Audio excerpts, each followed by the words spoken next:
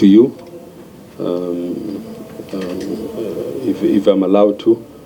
But I would like to remind the committee that you visited us in Kamanga, and we demonstrated to you the kind of research and development that we've done.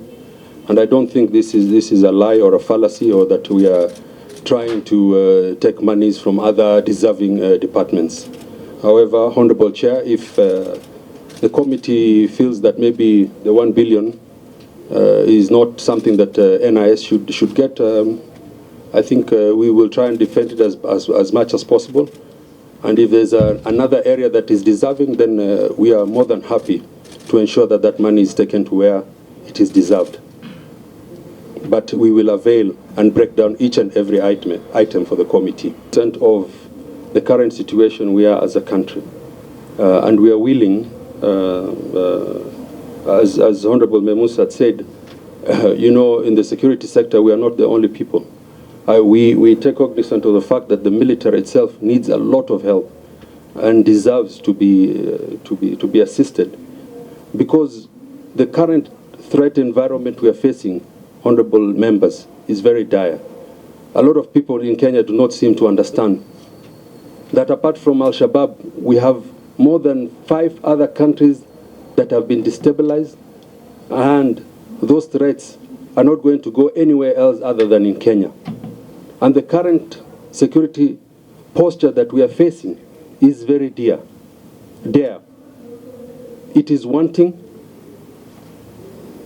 and to be frank, there is much more that we need to do, because without that, we are not going to enjoy these freedoms that we are enjoying here today in Kenya. If a country like South Sudan and Ethiopia are simultaneously going to be, to disintegrate, you can imagine the kind of threat that we're going to face. Yet these countries are facing immense threats. As Kenya, we have taken,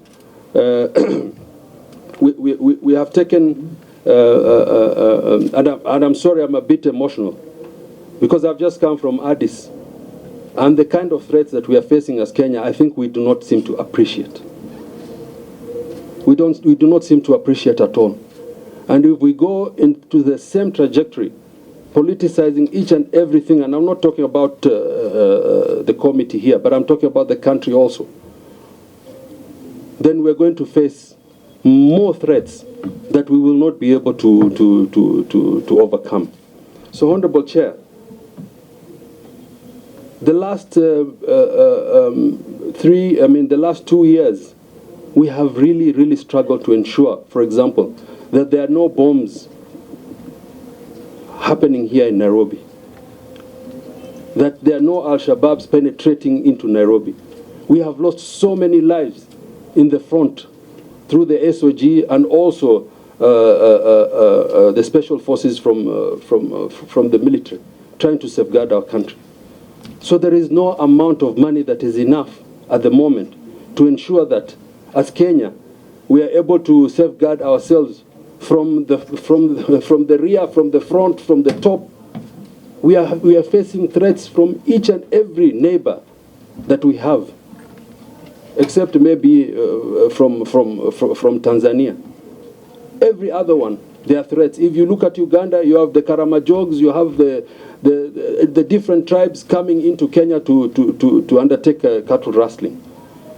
They have encroached in some of our lands and our territory. In South Sudan, the insecurity that is there, the proliferation of small arms, every other day we have to face that. In Ethiopia, as you know, there's the Oromo Liberation Army. They are occupying part of our territory, and we are forced to deal with them. But if you look at the kind of equipment that we have as a security sector, it is really wanting.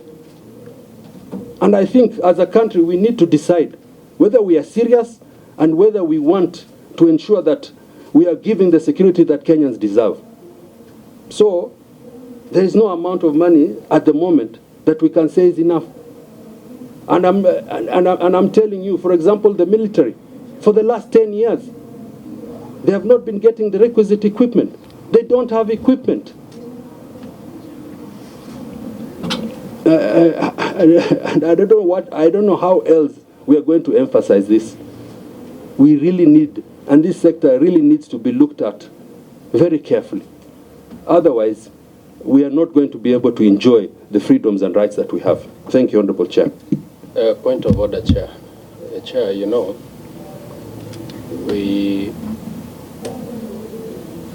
this is a very serious meeting that even Kenyans out there are watching, and we are being watched beyond our borders.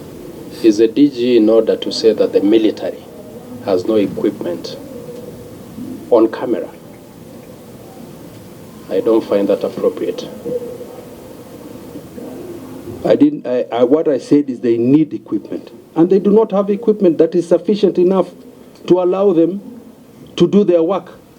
That one I will not lie to Kenyans, and I don't think we need to lie to Kenyans. And it does not mean that we are not able to safeguard this country. We are able to safeguard this country.